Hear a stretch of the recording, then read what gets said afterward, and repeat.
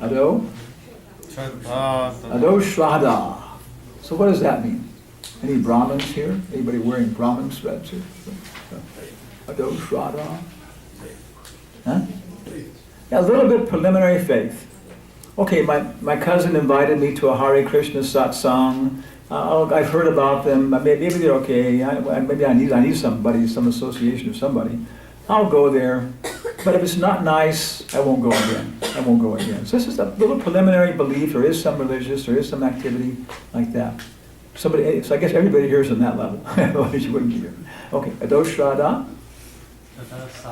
Sadhu Sangha. Then you start to associate. Oh, they're Acharya, A.C. Bhaktivedanta Swami's given such wonderful books.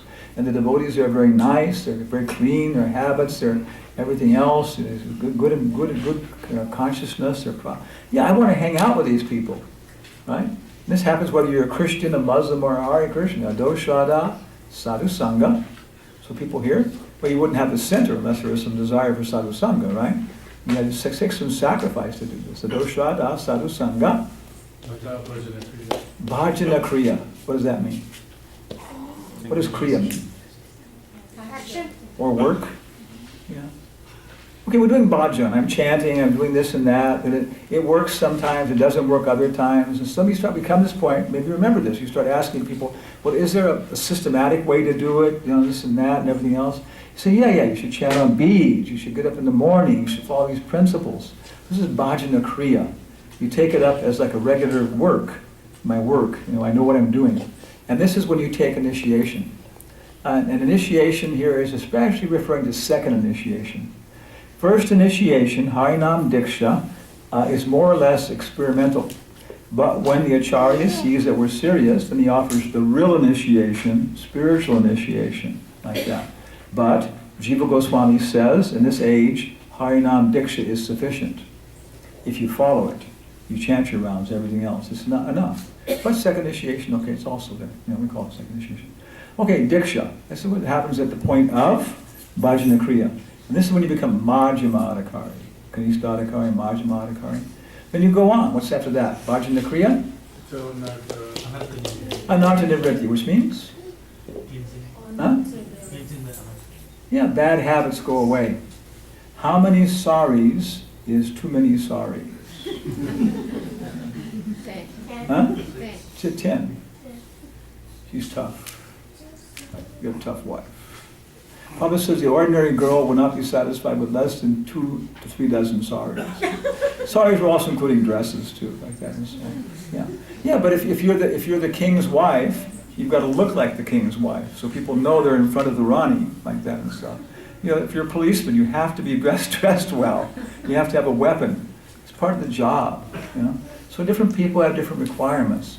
Anartas, fashion magazines, movie magazines, football magazines, sport, all these things, all these different anartas. Of course, the gross anartas, illicit sexual relations, intoxication, But eating too much late at night, can't get up in the morning, can't have good sadhana. Okay, so this starts to go away, It keeps on going away, all the way till bhava. But this is the general stage, anarta nivritti, and then? Huh? What does that mean? Nishta. Fixed. Let's say fixed. Nishta. Fixed. So now you're always getting up. You're always chanting your round. You're always making some practical contribution to Lord Chaitanya's movement. Nishta. And as a result of that? Ruchi. Now you start to really taste Krishna consciousness.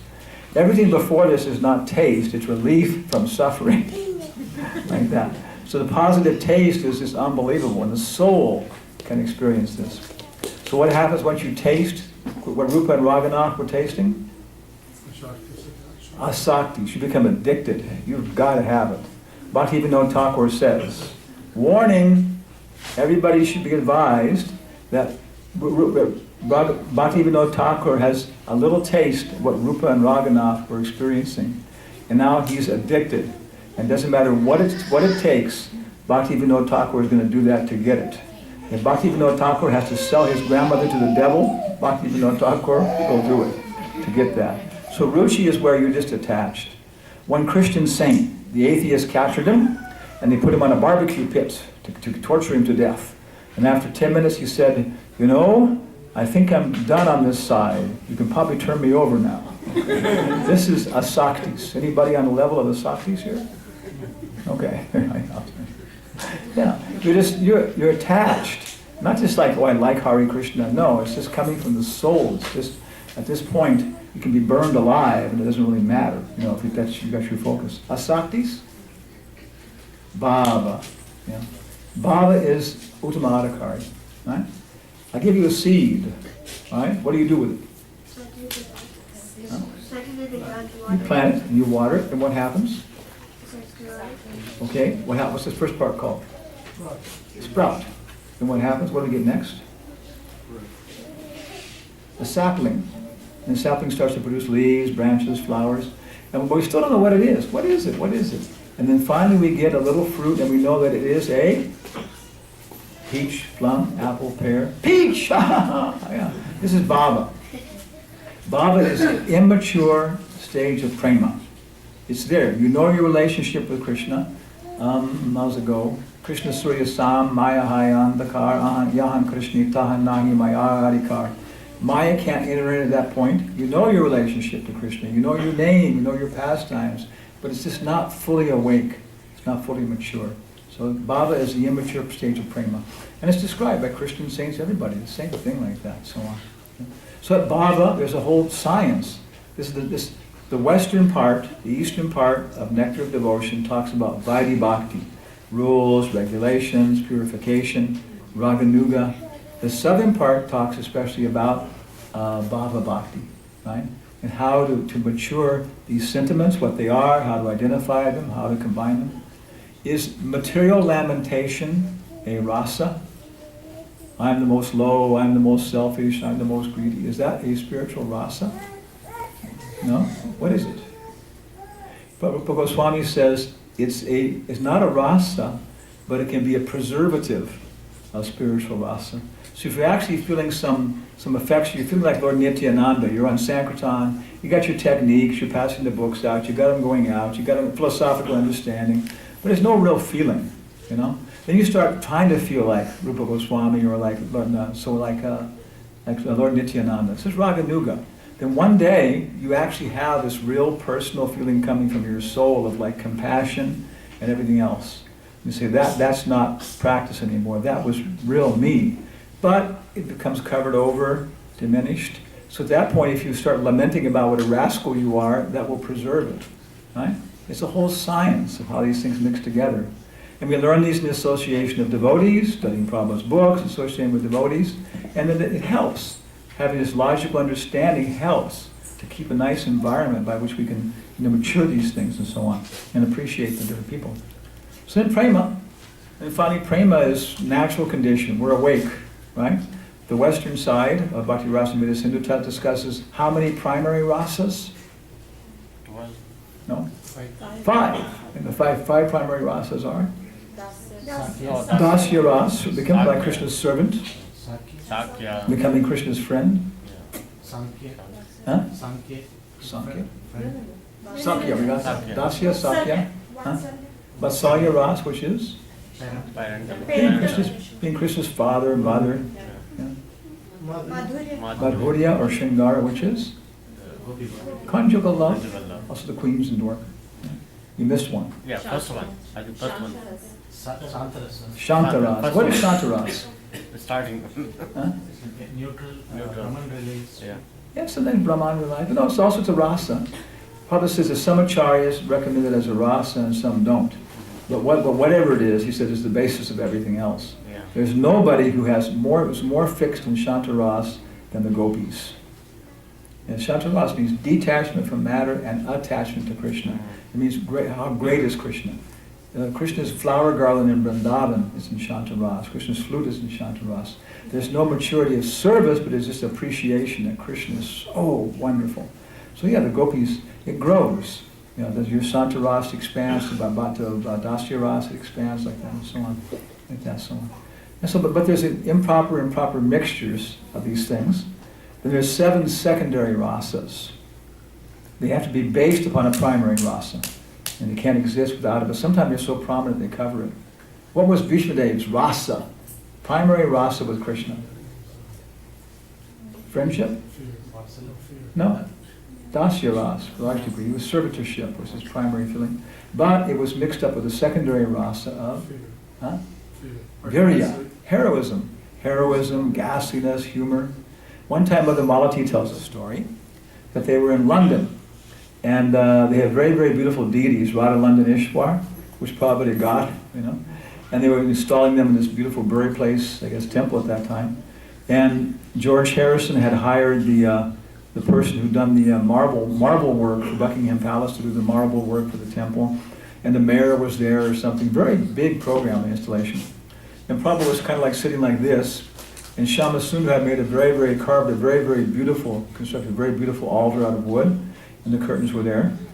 And so Mother Malati says they were dressing, London Ishwar for the first time, and everything else, and get everything ready. And they could tell that Prabhupada was coming to the end of his lecture, and they weren't finished. And so they were very pressured to do it on time. And she said suddenly somebody slipped off the altar and fell back and hit the front piece of the altar. And at that point they understood that Shama Sundar was a great artist, but he wasn't a very good carpenter. And the whole altar started to collapse and would have just crashed, on the marble deities and destroyed them. And so she said at that moment, everything went into slow motion.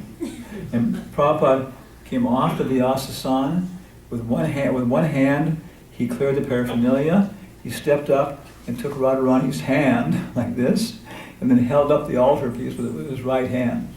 And she said she had never seen such an expression of chivalry. Madam, please allow me to help you. like that. It was such a feeling, And maybe Prabhupada's an incarnation of Satyaki, that's a whole other thing. But like that, please allow me to help you. Then everything went back into normal speed, and it took 4 people to hold the altar up that Prabhupada was holding up with his left hand, like that alone. So different experiences, but that's maybe Dasya ras or Sakya ras, Dasya ras mixed with Virya ras. Like that. So the northern part of Bhakti Rasamrita Sindhu talks about proper and improper mixtures of mellows. How many people think strawberry vanilla ice cream would be okay? Okay. What about chocolate and broccoli ice cream?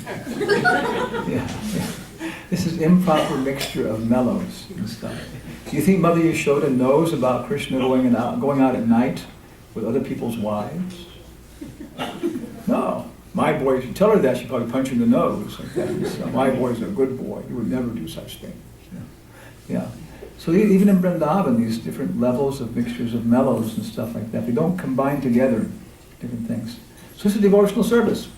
It's how to mix all these things. And Vidagda Madhava, Lalita Madhava, he's showing us. A little summary, the complete science that we're describing now in summary, and then finally he shows us in Vidagda Madhava, Lalita Madhava. And it took 17 years to write it, compose the whole thing. And it's almost impossible. It's very difficult, almost impossible to translate. Because Rupa Goswami is using all these subtle jokes, Quien es el más gran monoteísta? ¿Quién es el más gran monoteísta? No sé. Hanuman. Oh. Monoteísta? Mono? Can you explain that in Spanish? In English? That's a joke. Yeah, can you explain it in English? It has almost no meaning in English. So I asked her, who is the greatest monotheist? And she didn't know. And I said, Hanuman. So the word for monoteísta, the word for monkey in Spanish is mono. So who is the greatest? So Vidagda Madhava and Lalita Madhava are full of these funny things and subtle uses of the poetry. You can imagine what Rupa Manjari can do when she's trying to write a drama. So trying to translate them, you can do it, but really if you want to appreciate it, the translator will say, okay, this can be understood 3 different ways. Is you really have to learn Sanskrit. And we happen to have a kid's course in Sanskrit available for only. Yeah. No, we're starting a whole primary school system now. We're trying to do in ISKCON. The end of July, we can talk about it. Anybody's interested. There'll be a whole symposium, and devotees from the Bay Area, from San Jose, will be going. It's the second time we've done it in Houston.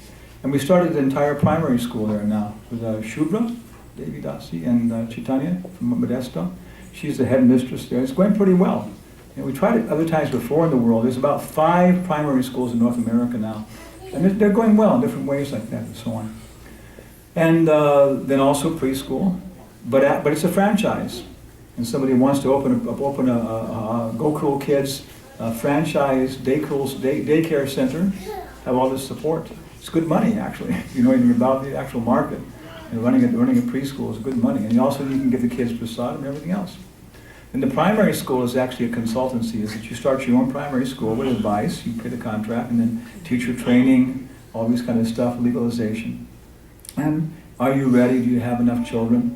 And other than that, there's homeschooling, and so much, resource material, and so many successes, right? So much success.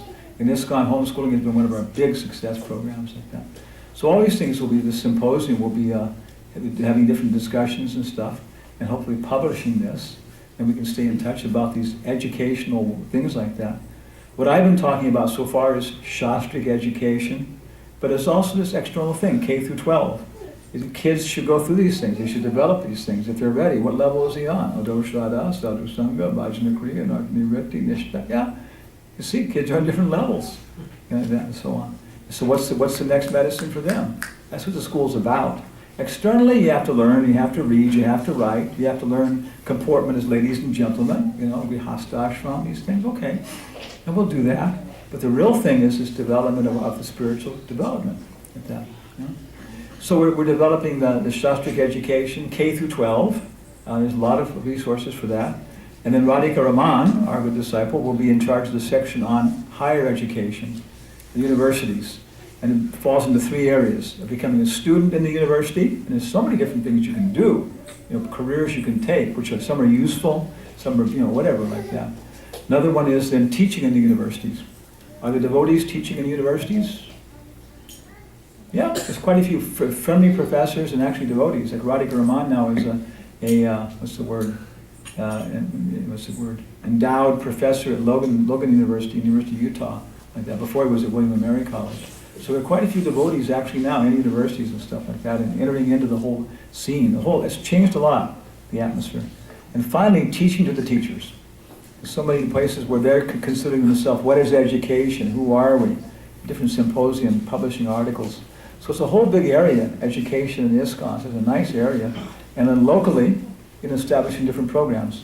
The ISKCON Ministry of Education is trying to develop a ISKCON Sunday school program, right? Something already exists, And the idea of Balimardhan is in the Bay Area, right? It has a whole program, with Krishna kids with 3 different centers. You can start the program here. But then they want to systemize it much more, have good teacher training, everything else like that, and development. And then actually outside people, so many people will put their kids in a nice Sunday school program. The Krishna Gita camps. They estimate it's going to cost $100,000 to develop all the materials, educational materials and options and all that kind of stuff. The Houston Temple thought that their program was good. They're not fools. They gave them $10,000 to start off with, like that, so on. So there are very actual, real things happening in terms of ISKCON, educational development, everything else like that, and so on. So it's kind of a summary. Bhakti Rasamrita Sindhu, externally, Sankirtan. We're working in this area with Carl Jung. We're publishing different books with the museum, Indian Museum, like that, and so on. But everybody has their own nature. Prabhupada said every salesman has his own technique, right? Everybody has their own way of communicating, like that, their own circle of people. But you've got to find your people, your technique, and what you've got to give them, and distribute it. It's okay? So, koi prashna hai? Algunas preguntas. Prabhupada dijo, si no tiene preguntas, indica que está satisfecho en este mundo sucio. ¿Tiene preguntas? ¿Cuántas personas aquí hablan español? 1, 2, peruano. ¿Conoce? ¿Ya? Es de Perú. Ella es mexicana. ¿Sí? Hola. Me Hindi Shikrahahu.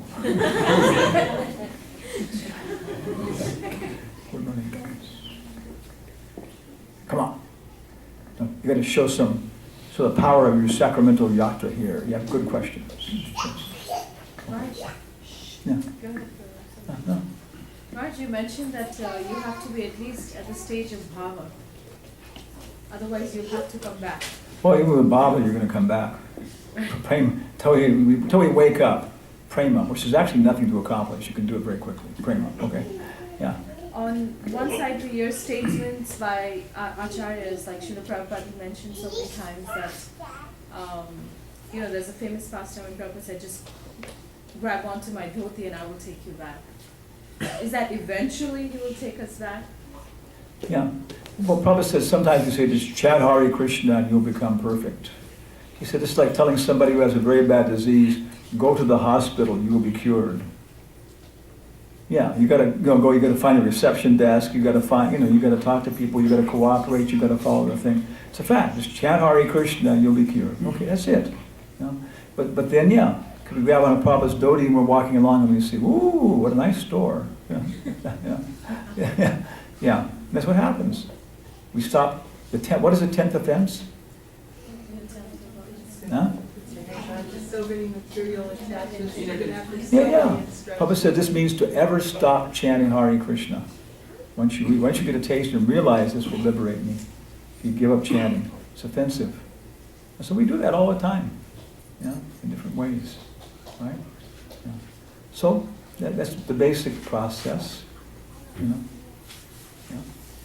Prabhupada one time Prabhupada was laughing fiendishly on the Vyasa-san. The devotee said, Prabhupada, why are you laughing fiendishly on the Vyasa-san? He said, because once they come to Krishna, they can never get away.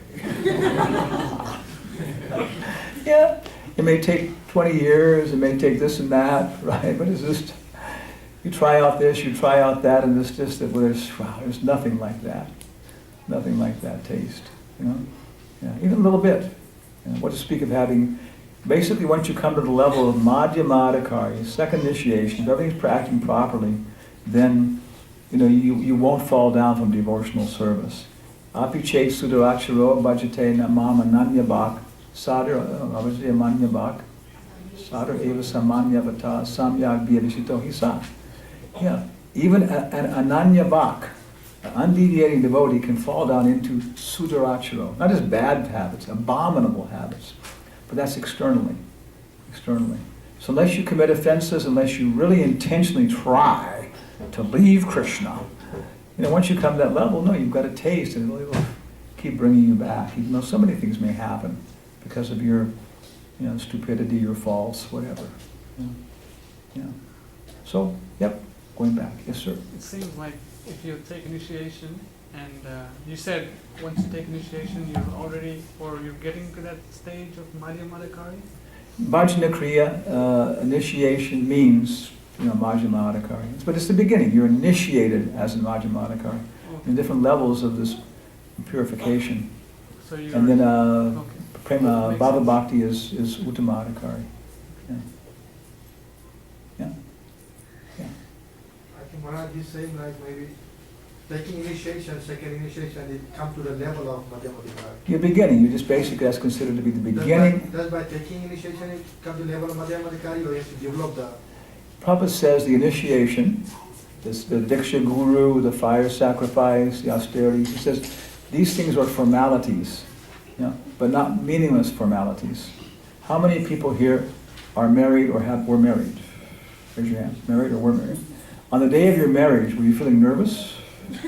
Yeah. Maybe you know each other, everything's fixed, but even still, after today, I can't change my mind. It's just like, it's a big deal in front of all these people, I'm going to do this, and it's like, it's a formality, but it's not a meaningless formality. So initiation ceremony, this kind of stuff, the real Diksha Kale Bhakti Karyatma Samarpan, is that moment when we are in the mode of goodness, mode of ignorance, mode of passion. Okay, we're chanting, maybe there's some moment in the mode of goodness, help! We see Krishna, we see ourselves, and we ask, I want to come back. And Krishna says, okay, take the robe. So that's the essence of initiation. The ceremony and all these other things are the formality, which is necessary. It's not a meaningless thing. And so on. It can be meaningless, but normally it's not. Question. Yeah. It's as a kind of criticism. Okay. It's not, yeah, question. So, well, I see like in ISKCON. Like, ISKCON. Okay. ISKCON, yeah. My ISKCON. People are If more. anybody tells me to leave ISKCON, I will tear his tongue out. If anybody tries to take me out of ISKCON, by force I will kill him. If I am so hungry that I have to steal from others to stay, I will never leave ISKCON. Now, what's your question? There are different ISKCONs. You can be a life member. Eat meat, drink wine, Yeah. Bombay Pilsner, and you can be an Right. ISKCON life member. Right. So there are many different ISKCONs. Many different ISKCONs. Yeah. So there are too many rules and regulations been introduced, and there are material. Not for Raghunath Das Goswami, he doesn't have any rules and regulations. Right. So how do you want to understand that? Because he says that this is Vaidhi Bhakti. You know, the people in the beginning, we don't know what to do, like that and so on. So until we come to the level of Nishta and Ruchi, then we have to follow these rules and regulations. If we don't know, what to play, what to do. The piano, you got to play like that. After a while, you get some feeling, and you can play naturally these nice sounding things. But in the beginning, you try it. It's just, I think there's always the example: the young bride makes a new dish which has never been cooked before, and the husband says, "Oh God, please do, could you follow the recipe?" But after some time, no, she becomes a good cook, and she starts producing very nice things. So in the beginning, every tradition says this. In the beginning, there's Vaidhi Bhakti. But it doesn't mean there's not some spontaneous things, even from the very beginning. But generally speaking, we have to understand, get up in the morning. I don't want to get up in the morning. You realize that no, and so on. So then later on, it becomes more spontaneous. And we can, this is what he probably calls spontaneous attraction. At that point, we can engage spontaneously by association of a ragamika bhakta. Even still, we're not just doing it, but their association, we can express our things naturally when they're there. When they go away, then we have to, difficult, yeah. Okay, yes, one, two. You mentioned three things now you mentioned about association with the Ragamika Bhakta, and you mentioned Ragamika Bhakta. Ragamika Bhakta. Yeah. And you mentioned about after Chaitanya Mahaprabhu, many followers claiming that they are followers of Chaitanya Mahaprabhu. Yeah, different groups. Yeah, and how to understand the various levels of devotees, or how to associate with the proper devotees, and even even in ISKCON, so you mentioned about the third point is various ISKCONs. So people are claiming everyone is claiming that I am perfect, I am following their things. I am following Prabhupada. Yeah. Yeah. Now Prabhupada with us. Yeah. So how to understand Maharaj, how to understand whether we are in the right track, Yeah. the devotees are in the right track, how to So associate. the first principle is Krishna. That's it. That's, we're dependent Shakti. Can your son survive by himself? Not now. If nobody was taking care of him, how long would he live? Few days. 2 days. Yeah. So that's us. We're like, we have to be under the care of Durga or Radha. 2 choices. That's it. And we're Tatasta Shakti. We have to be under the control of the Antaranga Shakti or the Baharanga Shakti. This is our nature. We can't survive without it. So therefore, we're always dependent.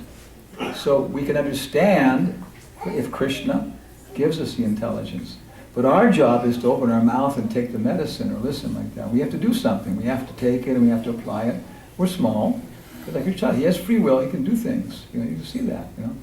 So the same way we have to do things. But the basic principle is that Krishna's coming, and Krishna comes. He gives Bhagavad Gita. He gives the Bible. He gives the Quran. He gives the Dharmapada. He gives the Analectics by Confucius. Okay, everywhere. Yeah. And so then we always have an opportunity to take advantage of these things, like that. Prabhu, I'm a Prabhupada disciple. I was initiated. Okay, thank Prabhu. Yeah. So we know. Prabhupada says, the Acharya says, my disciple don't speak. The person was initiated, okay, but now we know Prabhupada's there. And we can see from Prabhupada's example. We can look at other people, other groups, like that. If we can appreciate Prabhupada and his literature. I personally heard from Srila Prabhupada's lips, and now you can hear from my lips, right? Yeah. When Prabhupada was in Berkeley in 1976, no, say 75. One reporter asked him, Swamiji, what will happen to your movement when you die? And Prabhupada said, I will never die. I will live forever in my books. Okay. And there are many experiences of this, but the people having a personal relationship with Srila Prabhupada right now, the stuff from his books. So it's there. Very practical sense, like that. So from that, if we have that, if we're on that level, then we can distinguish from Prabhupada's books with his God brothers, other Gaudiya Vaishnava traditions, other Christian traditions, other philosophical groups, people. We can understand them. We can understand how to advance, right? At a certain point, we cut Jitatmana Prasantasya Paramatma Samahita. We're in touch with the Super Soul. We're always getting good intuition. And it's being confirmed externally. We don't, like that, so on. Yeah, so. Yeah. There was going along with what you were saying about initiation. In Madhya Lila 15, verse 108, Okay. Prabhupada's quoting Hari Bhakti Vilas and Bhakti Sandarbha. Okay. And just to cut it short, just saying, unless one is initiated as a Brahmana, he cannot worship the holy name properly. This is the discussion with Satyaraj Khan. This is, take Upadeshamrita, again, very brief mention, and if you go and follow it to the discussion, there's a detailed discussion. It's very interesting because it's about, this whole point. Okay, I'll say right now. Narayan Maharaj, okay, Narayan Maharaj. So I'm reading his book. So then, because I was comparing Narayan Maharaj, Prabhupada, these things like that going on. So I was reading this, I read Narayan Maharaj, because one verse there is a very long purport, and all Jiva Goswami has his commentary, everybody else. It's a very principled purport for our philosophy, our culture. But which one? The Adhausha? Somewhere there. No, it's in the Satyaraj Khan. So anyway, Narayan Maharaj had 7 citations, in his commentary on it. Prabhupada, I think, has 7 citations also. 5 of them were the same. Prabhupada said this, Narayan Maharaj, this is the same. 2 were different, the two like that, and so on. And reading it, my perspective was that Narayan Maharaj was emphasizing a little bit more the absolute necessity of taking second initiation. And Prabhupada was saying no, that Jiva Goswami says that Harinam Diksha is sufficient. That if you do it properly like that, and so on, and so on. So there's a different, you see, okay, there's some difference in humor perspective, but these 2 acharyas, basically, basically Prabhupada was just Narayan Maharaj, oh Prabhupada,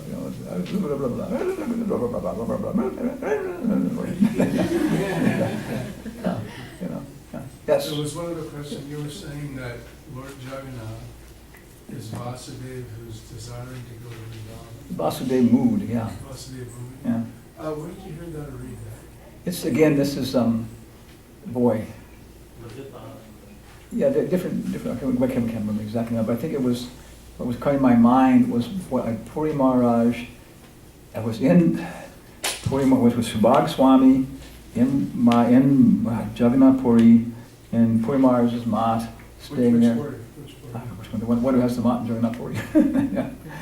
Probably the, I don't know which one. Anyway, he had a nice publication about Jagannath Puri, and he had different citations like that and so on, different scriptures like that. Yeah. That's where I remember it from. But he's in Chaitanya Charitamrita, for example, Bhaktivedanta talks about Radharani meeting with Lord Chaitanya's prayers at Rath Yatra. Yeah, there's a prayers of Lord Chaitanya at Rath Yatra, one chapter. And it describes that Lord Chaitanya was in the humor of Radharani, and then she was trying to invoke Krishna's Vrindavan Bhava, because he was in this mood of being the prince and everything else, and receiving the Brijbasis very formally, and thanking them so much like that, and sentiments and so on. But he wasn't in this mood of Vrindavan, and all the Brijbasis were intimidated by all this Anya Vesha. So Radharani then was trying to, and she was successful in invoking his Vrindavan Bhava. So Jagannath is, the gopis inviting Krishna to change this bhava, this sentiment. It's a very special form, like Krishna Ranjor, different form. So that's how our sampradaya is engaged in a certain way. Only followers of Lord Chaitanya can appreciate the significance of Radha Kund, not other sampradayas. Probably followers of Ranchorji, so it's a very big world. And maybe you belong to somebody else, someplace else. Hare Krishna movement got you going, but then maybe you should be a Mormon, right? Maybe you should be Ranchorji. So Lord Chaitanya, wanting to be in Jagannath Puri, instead of Vrindavan, Yeah. is that mood of Radharani trying to call Vasudeva back to Vrindavan. It's a good question. Yeah. No. Because if you see, you go on chanting, Jayananda told us, the Prabhupada said, you go on chanting Hare Krishna, and you'll see pastimes you never read in any of my books. Right in the very beginning of Upadeshamrita, it says, as soon as one is fixed in the mode of goodness, automatically everything else about how to advance in spiritual life will be automatically revealed. Tesham satata yuktanam bhajitam pratipurvakam. Yeah. So when we get a little bit purified, we can trust our sentiments, our ideas, our inspiration. We should affirm them. So I want to thank everybody. It's very nice to be here. Actually, I went to high school in Sacramento. I was here many years. I went to Encina High School and stuff, you know. So Sacramento, I know Sacramento. Cultural armpit of the West. It's like, I used to call it UC. And I went to UC Davis. I went to high college. You know. My mother used to work in McClellan. My father used to work for the Army Corps of Engineers in downtown Sacramento. We got a basketball stadium coming soon. So Oh my God, that's real culture. we're coming up. And they still have the music circus every summer. Still going on, showboat. Like that. So we're here, and they're very nice. And then, if anybody has any more questions and stuff, maybe we can talk a little bit later. But I think now it's our time for Artik, like that. I was just, if there is time, the Goswamis you were mentioning,